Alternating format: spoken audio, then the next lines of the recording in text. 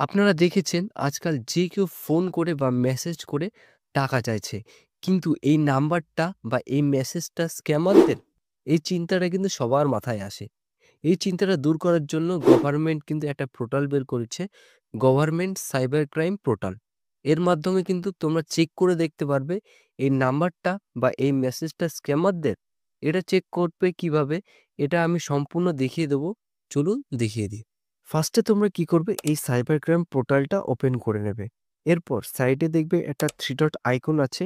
এই অপশনটা সিলেক্ট করলে নিচে একটা অপশন পেয়ে যাবে রিপোর্ট অ্যান্ড চেক সাসপেক্ট। এই অপশনটা তোমরা সিলেক্ট করে নেবে।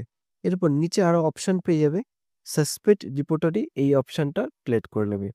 এই অপশনটা সিলেক্ট করার পর নিচে আরো দুটো অপশন পাবে।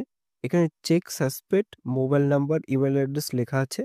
এই অপশনটা তোমরা এখান থেকে সিলেক্ট করে নেবে। ঠিক আছে?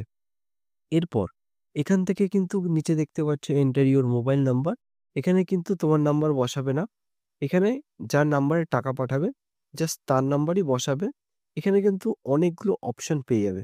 যেমন ইমেল অ্যাড্রেস আছে। এখান থেকে তোমরা net banking, bank account number বসাতে পারো। সোশ্যাল মিডিয়ার অ্যাকাউন্ট যদি থাকে সোশ্যাল মিডিয়া অ্যাকাউন্ট বসাতে পারো। ইউপিআই আইডি আছে, ইউপিআই আইডি তোমরা বসাতে পারো। এইগুলো বসালে এবং নিচে দেখতে পাচ্ছ এন্টার ইউর ক্যাপচার, এই অপশনটা বসালে সার্চ করলেই কিন্তু তোমরা চেক করে দেখতে পারবে যে এটা কি স্ক্যামারদের নাকি এটা ঠিক। এটা কিন্তু খুব সহজেই তোমরা চেক করে দেখতে পারো। আর এই ভিডিওটা সবাইকে শেয়ার করে দিও যে এই ধরনের স্ক্যামারদের সাথে যাতে জড়িত না হয়।